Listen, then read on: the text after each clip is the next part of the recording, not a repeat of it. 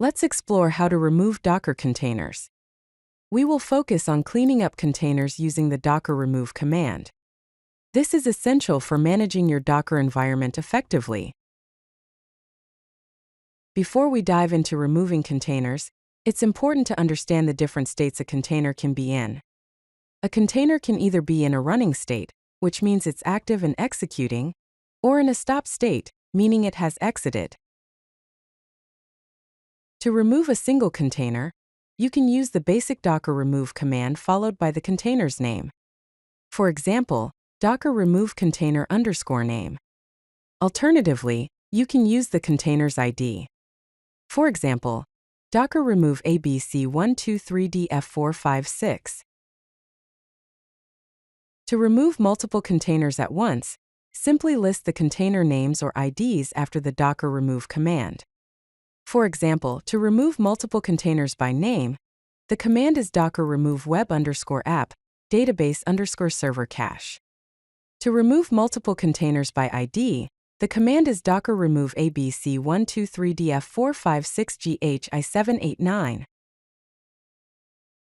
You can force the removal of running containers using the flag F or force with the Docker remove command. However, use this with caution, as it forcefully stops and removes the container. For example, Docker remove flag F running_container. Another example is Docker remove flag force container _name. To remove all stop containers, you can use a combination of Docker ps, along with the Docker remove command. The command is Docker remove $open parenthesis Docker ps flag, AQ flag filter status, equals exited close parenthesis. Alternatively, you can use the Docker container prune command for a more streamlined approach. To remove containers along with their associated anonymous volumes, use the v flag with the Docker remove command. This helps to clean up any unused volumes. For example, Docker remove flag v container _name. To remove with force and volumes, the command is Docker remove flag fv running_container. Here's a summary of best practices for removing Docker containers. Always stop containers before removing them safely.